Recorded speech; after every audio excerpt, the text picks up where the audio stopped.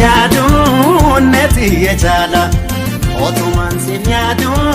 addunyaa mararra lafatti nagattee eega morte gara anaafis rabbumaa jira anaafis rabbumaa jira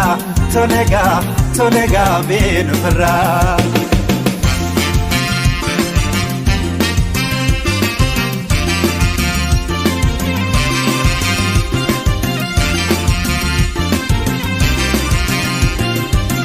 Rakko balla hunda waliin keessa turre wal malee maal qabna waliin jecha turre Waatamoo fuyne girbu waliin seenne hamma garaa dacheetti waliin gannu jenne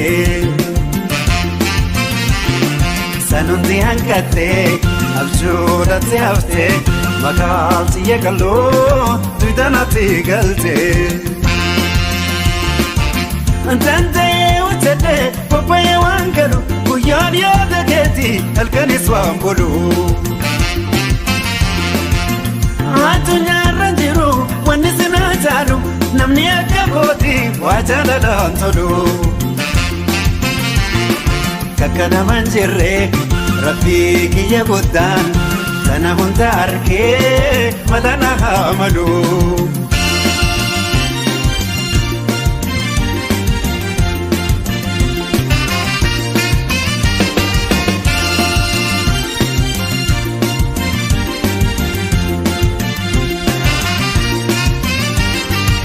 Otumaan sin yaadu neti yechaala otumaan sin yaadu addunyaa mararra lafatti nagattee eega morte gara anaafis rabbumaa jira anaafis rabbumaa jira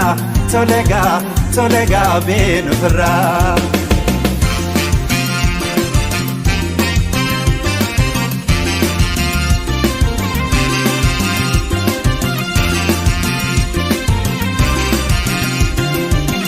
Yaanni keena martee akka warri rooba imimmaan jaalala darra wallarraba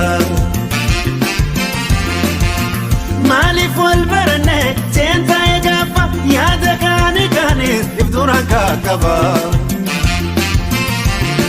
Namni wal jaalatu waliin dhaadatu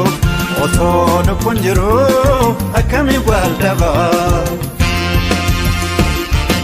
Mata wal qabate inte mukkanama situ narra fuudhe gammachuu joollumoo Kan jaalatti jeefte hin garree gamma hamtuun sin argini beenuuf irraa humoo Tunis ni dabarti yoo jiruun jiraatte af tokko tuffannaa tati yaadee tanaa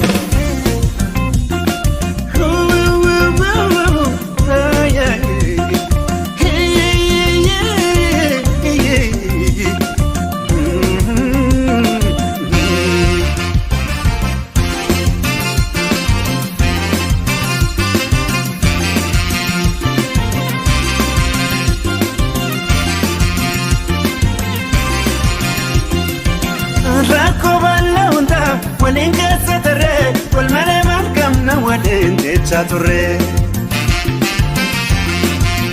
Waatamoo fuyne girbu waliin seenne hamma garaa dacheetti waliin gannu jenne Sanuuti hanqattee abjuudhaatti haftee makaalti yeekaloo duudanaatti galtee